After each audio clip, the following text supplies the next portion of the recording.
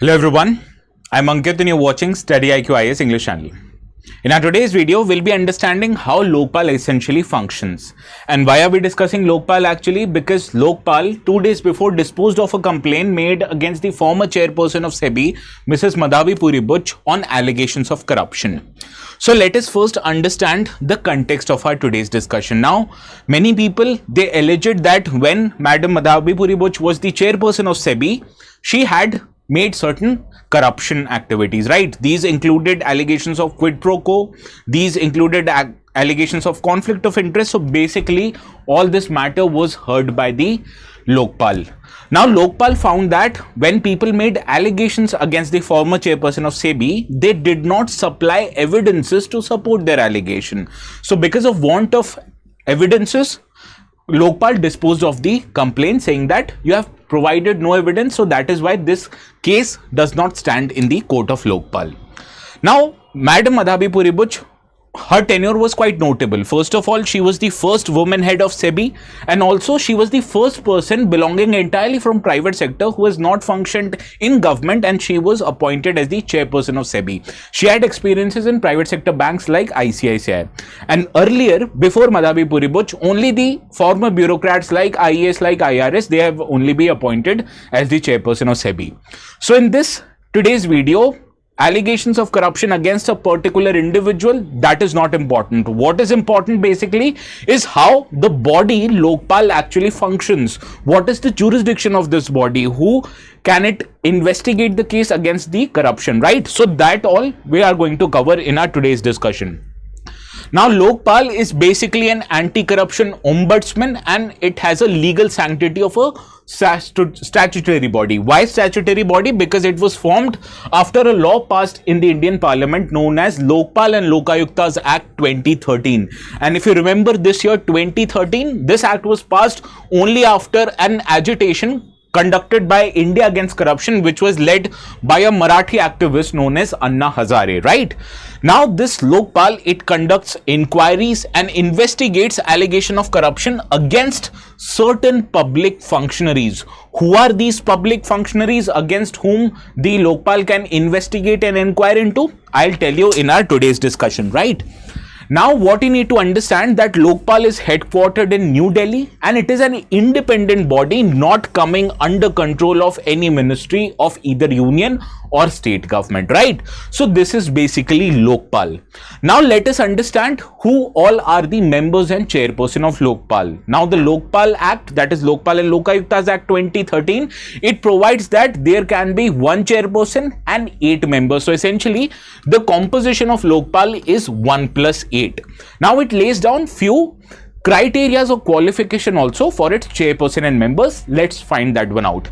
Now, for a person to be appointed as chairperson of Lokpal, he needs to either be a former Chief Justice of India or a former judge of Supreme Court or an eminent person who has an impeccable integrity and an outstanding ability. Similarly, maximum of 8 members can be appointed into Lokpal, and there is also one criteria in this, that is at least 50% of them have to be judicial members, and these judicial members of Lokpal should either be a former judge of Supreme Court or a former Chief Justice of a High Court in India.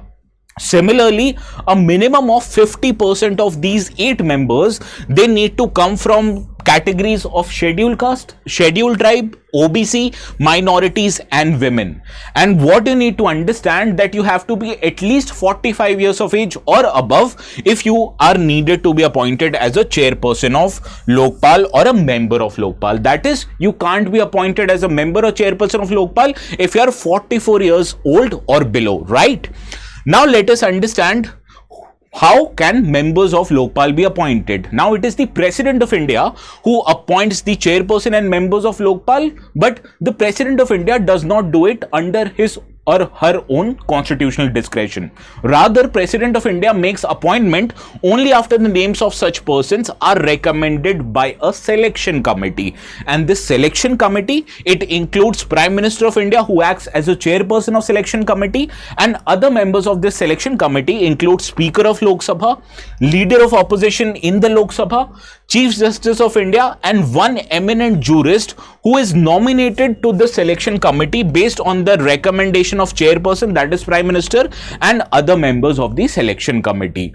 And the members who are appointed into Lokpal, they are serving the office for a 5-year-old tenure or until they attain the age of 70 years, whichever is earlier, that will end their tenure. So what you need to remember, President appoints these members based on the recommendation of selection committee. Selection committee includes Prime Minister, Speaker of Lok Sabha, Leader of Opposition of Lok Sabha, Chief Justice of India, and an eminent jurist. And the tenure of office is 5 years or they attain 70 years of age, whichever is earlier, right?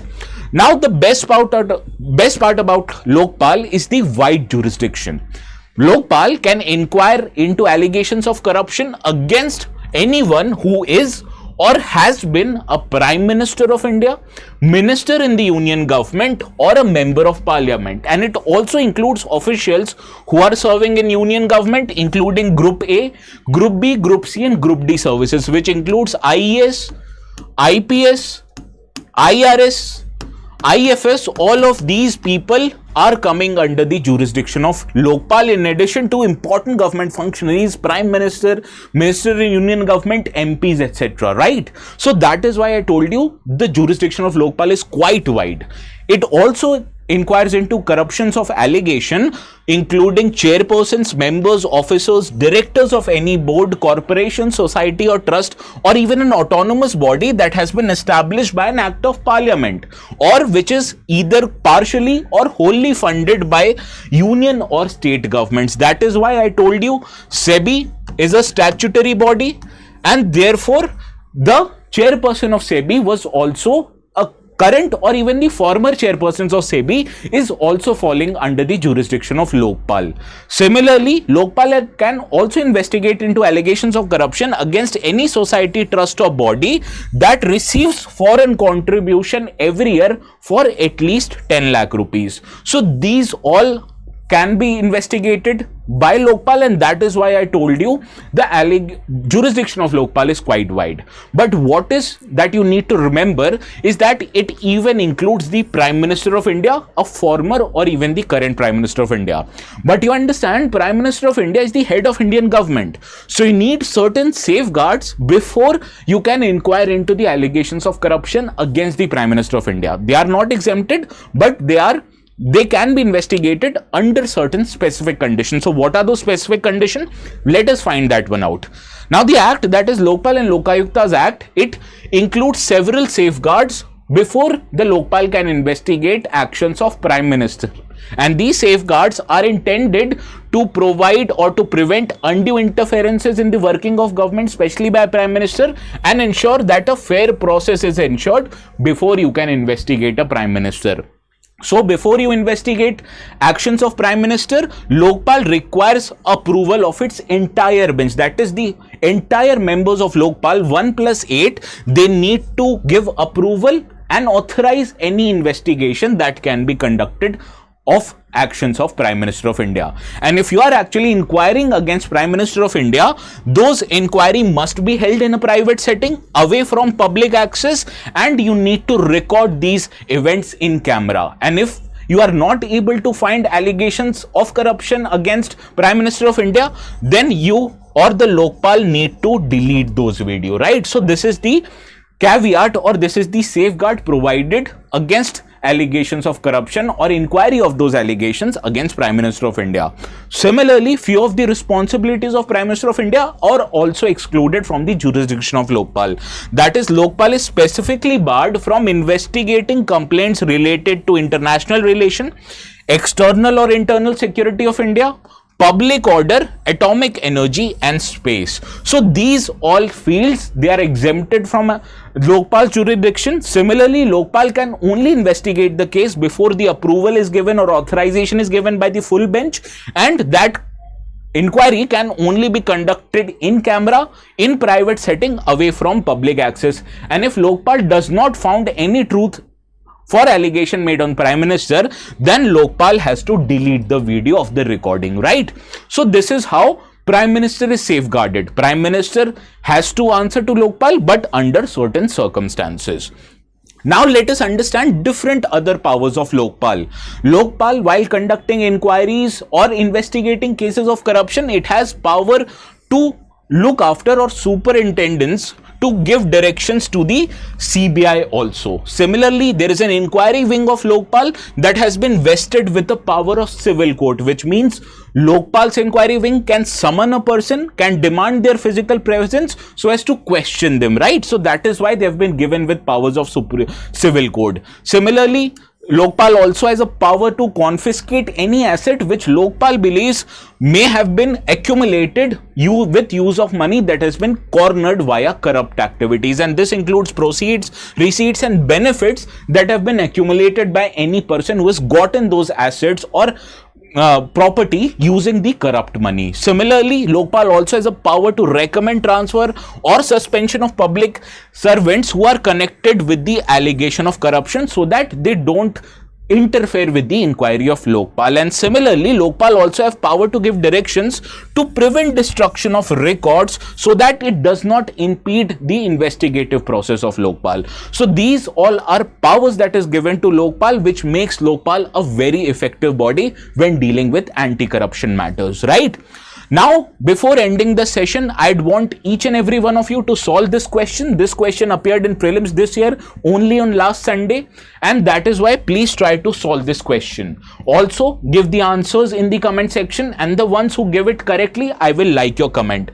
There's one more practice question that I've curated for you to answer. Please answer this question also. And if you want to download the notes for this session, these notes will be available on my Telegram channel called as ATS Live. So go to the top right hand corner of your Telegram app, that is the search bar. Click on that search bar and enter the words ATS Live. You will be able to find the channel, and alternatively, you can also find the channel by using this QR code. Okay. So this is all from my side for today. I will see you again tomorrow. Please have a very good night.